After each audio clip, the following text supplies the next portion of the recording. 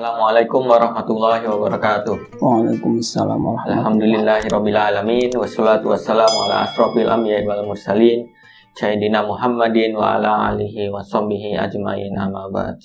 Ya alhamdulillah, selamat bertemu kembali pada kajian jelang iftar Masjid Mutakin Perumahan Kasongan Permai. Ya, pada episode kali ini kita akan membahas hal yang cukup besar ya, kaitannya terkait dengan bagaimana suatu negeri itu hancur dan bangkit seperti itu.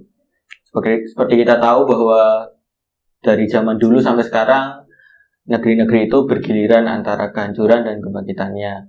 Misalnya kalau zaman dulu itu kita kenal ada kerajaan Romawi yang mungkin zaman dulu itu bisa dianggap sebagai salah satu kerajaan terbesar di dunia. Tidak ada yang menyangka akhirnya juga runtuh juga. Begitupun kerajaan Persia sampai dengan yang terdekat Turki Utsmani 100 tahun yang lalu. Nah, penyebab kehancuran suatu negeri itu bermacam-macam, mulai dari bencana alam sampai dengan ekonomi. Nah, pada episode kali ini kita akan ulas mengenai apa-apa saja yang sebenarnya menyebabkan negeri-negeri itu bisa hancur, baik melalui bencana alam maupun lain-lain. Nah, mungkin sebagai pembukaan masih bersama kita Ustadz Imran Rosyid. Nah, Ustadz, bagaimana itu Ustadz? Jadi kan kita tahu banyak negeri-negeri ini. Nah, bisa hancur, bisa karena bencana dan lain-lain. Nah, itu apa penyebabnya Ustaz? Ya, Assalamualaikum warahmatullahi wabarakatuh. Alhamdulillah wassalatu wassalamu ala Rasulillah wa ala alihi washabbihi wa mawalah la haula wala quwwata illa billah ma ba'dnya. Ya, jadi musibah ya. Bencana itu kan musibah. Di dalam Al-Qur'an itu dikenal istilah dengan ma asabaka min musibatin illa biidznillah. Dan tidaklah musibah yang ditimpakan kepada satu kaum, pada siapapun, bahkan pada seseorang ya, pada diri pribadi itu karena izin Allah. Jadi itu semua tidak terlepas dari izin Allah. Termasuk hari ini kita masih dalam masa bencana ya. Pandemi COVID-19 ini kan bencana juga, karena mematikan. Ya, India aja sampai sekarang ribuan orang yang mati. Nah, belum di lain tempatnya. Dan itu meskipun ada yang berpendapat itu rekayasa, Buatan ya. Ya, buatan itu. Tapi orang yang merekayasa itu tidak bisa berjalan tanpa izin Allah. Ya, wa makaru Allah. Orang makar ya, makar kan merekayasa ya. Orang merekayasa. Nah, Allah juga punya makar, punya rekayasa. Nah, bisa jadi semacam bencana hari ini ya, yang mendunia ini ya, pandemi mendunia ini ya, karena ulah umat manusia seluruh dunia ini, bukan hanya satu negeri tapi berbagai negeri. Termasuk kemarin kasus di India itu yang sampai sekarang menjadi ketakutan seluruhnya ya, termasuk kita hari ini tidak bisa mudik kan gitu ya. Karena takut nanti terjadi gelombang kedua, itu kan juga karena ya adanya izin dari Allah. Tidak mungkin tidak ada izin dari Allah. Bumi ini milik Allah. Wa indahu mafatihul ghaibi la ya'lamuha illahu. Ya, surat Al-An'am ayat 59. Dan di sisi Allah ya, mafatih itu kunci. Mafatihul ghaib, kunci kegaiban. Gaib itu kan sesuatu yang belum terjadi, tapi itu sesuatu yang nyata bagi Allah. Mati itu kan bagi kita gaib, tapi mati bagi Allah itu nyata. Bahkan bagi kita pun nanti juga nyata. Sekarang kita belum tahu kapan kita akan mati. Tapi kunci kematian itu ya sudah jadi sudah. Wa ya'lamu ma fil barri wal bahri, dan Allah mengetahui apa yang ada di laut ya, di kedalaman laut, dan ya di daratan ya. Wa ma tasqutu min waraqatin illa ya'lamuha. Ya. Sampai Allah mengatakan wa ma tasqutu min waraqatin, dan tidaklah sehelai daun ya, yang gugur itu melainkan Allah tahu.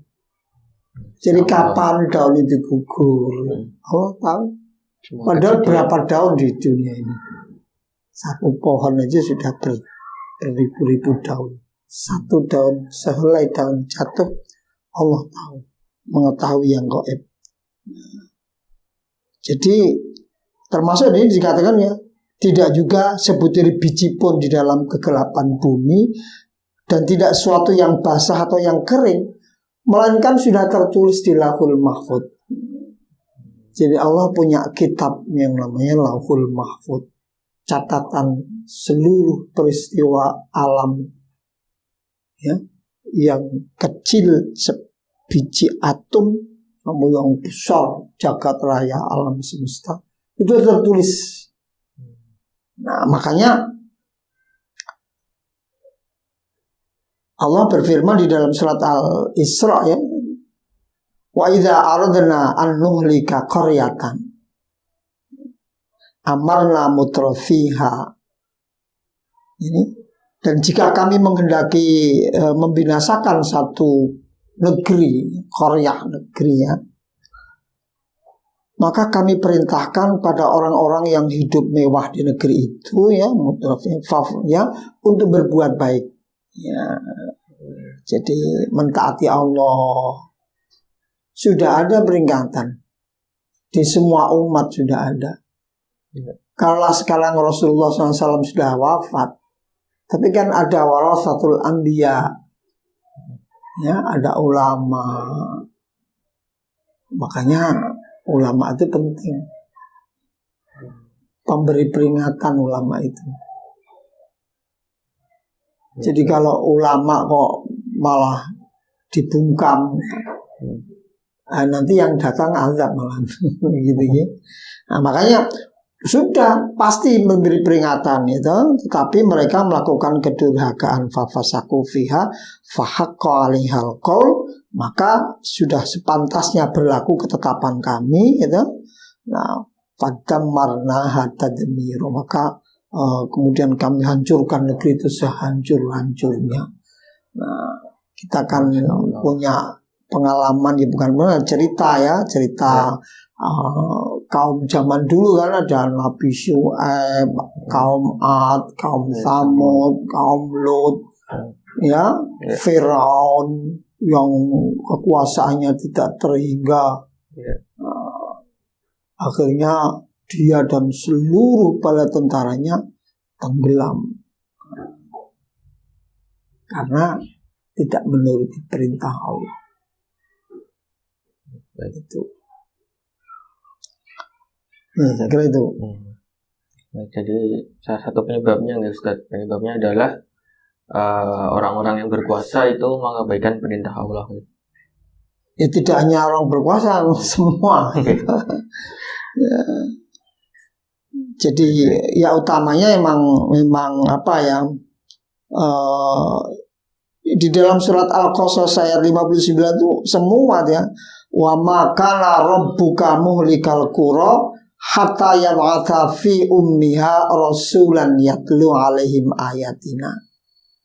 Dan tidaklah Tuhanmu membinasakan kota-kota, ini dikatakan kuro, kalau Korea itu kan satu ya, Korea itu, ini kuro itu kota-kota, berarti kan banyak, tidak hanya satu ya, kuro.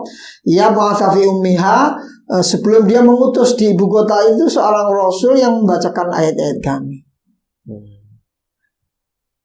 Ya, Allah mengutus rasul, semua rasul, 25 rasul diutus untuk memberikan peringatan.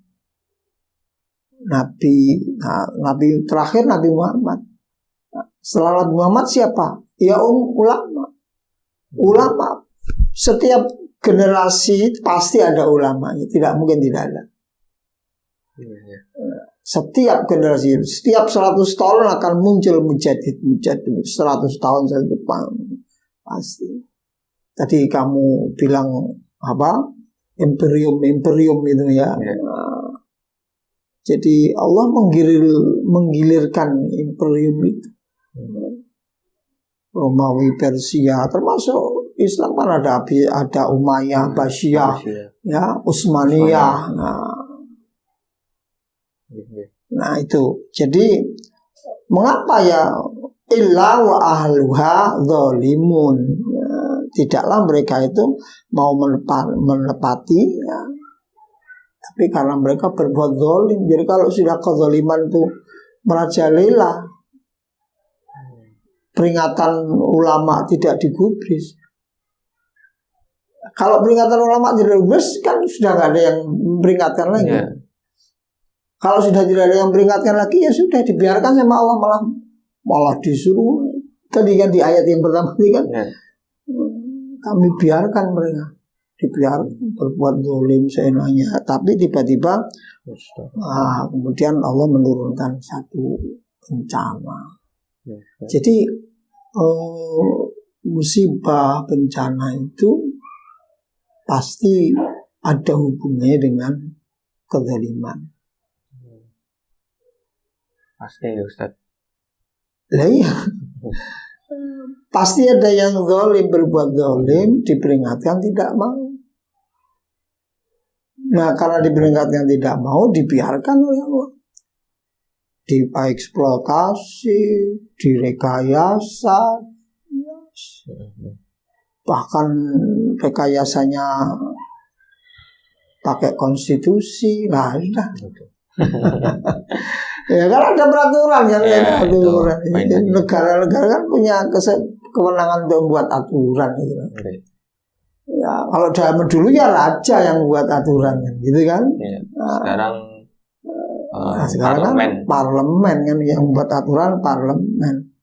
Nah aturan kok merekayasa, pasti ada yang protes. Sudah diprotes. Kenapa kok ini tidak mau? Ya sudah, tinggal menunggu saja, nunggu giliran begitu. Ya itu. Oke. Dan apa lagi Ustaz kira-kira yang menyebabkan mendatangkan musibah gitu pada suatu negeri? Ada penyebab-penyebab yang tidak bisa selain kezaliman, kemudian tidak taat pada perintah Allah. Ya jelas itu tidak mengindahkan perintah Allah. Ya di dalam surat Al-An'am 44-nya, falamma nasu ma dzukiru ya bihi fatahna alaihim abwaaba kullasyai'. Ini Allah malah, jadi Allah mengatakan maka tatkala mereka tuh melupakan nasu ma dzukiru bi peringatan kami. Jadi sudah ada yang peringatkan. Kritik kan peringatan. Ya. Kritik itu peringatan, tidak ada gini. Ada yang peringatkan. Mbok jangan, gitu kan? Peringatan resmi agama ya. Tapi dia tidak mau. Nah, ketika orang diperingatkan tidak mau, apa? Fatahna alaihim abwaaba kullasyai'. Jadi Allah malah akan membuka semua. Dibukalah pintu-pintu kesenangan. Jadi malah dibuka pintu-pintu kesenangan, kemewahan. Hatta idza farihu bima utu, maka tatkala mereka sudah bergembira menikmati itu tadi ya, kesenangan tadi. Nah, akhadnahum baghtatan fa idzahum mublisun. Maka tiba-tiba sekonyong-konyong kita ya Allah memberikan tadi bencana, akhadnahum baghtatan, ya yang ya bencana yang sekonyong-konyong tiba-tiba. Sekarang ini kan tsunami misalnya, tsunami yang sudah ditakutkan ini ya, ada istilahnya apa, mega tsunami. Itu saya kira itu. Jadi karena melupakan peringatan Allah. Baik. Ini kalau misal di sisi hukum, misal tadi kan kita misal tadi kalau di awal kan disebutkan bahwa kita menetapkan peraturan-peraturan hukum-hukum yang tidak sesuai dengan ketentuan Allah. Kemudian apakah misal kita sudah membuat hukum yang benar kemudian tidak adil, itu juga bisa mendatangkan musibah dari Allah? Ya bisa. Ya, jadi yang namanya hukum itu kan harus adil ya. Okay. Kalau penguasa tidak menegakkan hukum dengan adil, ya berarti kan berbuat zalim kan. Maka kezaliman itu sudah diperingatkan tidak juga diindahkan, ya sudah. Di dalam hadis itu kan doanya orang zalim itu kan makbul. Iya kan? Salah satu doa yang makbul itu doanya orang yang dizalimi. Itu bisa sekaligus itu. Kalau mereka tidak terima itu sekaligus Allah akan menerapkan hukuman sekaligus pada orang. Cuman kan yang bisa mengetahui itu sebuah bencana, itu sebuah balasan Allah, ya orang yang tahu ilmu. Kalau dia tahu ilmunya ya dia biasa. Dianggap itu alamnya saja itu tabrakan itu. Okay. Ya kan? Ya, penyakit dan sebagainya itu. Satu contoh misalnya sekarang ini kan kita wajib zakat ya. Okay. Nah, wajib zakat. Kamu sudah punya nisab kok enggak zakat? Ya sudah, nanti dicuri. Akhirnya tetap diambil. Jadi diambil tapi lewat haknya diambil jalan lain. Itu contoh. Okay. Kaitannya dengan hukum. Saya kira itu. Okay. Ada tambahan lain? Cukup sementara ini. Oke, Masya Allah. Jadi itu ya, kita bisa mengetahui apa-apa saja yang sebenarnya menyebabkan bencana-bencana yang mungkin sering terjadi belakangan ini. Jadi alangkah baiknya kita senantiasa mengevaluasi diri sehingga jangan sampai bencana-bencana itu datang kepada kita sebagai bencana dari Allah, bukan hanya cobaan gitu. Ya, dan jazakallahu khairan kepada Ustadz Imran Aceh yang sudah menyampaikan materinya. Terima kasih yang sudah menyaksikan. Jangan lupa like, comment, dan subscribe. Apabila ada pertanyaan bisa disampaikan melalui nomor di bawah maupun melalui kolom komentar. Sampai jumpa di episode selanjutnya. Wassalamualaikum warahmatullahi wabarakatuh. Waalaikumsalam.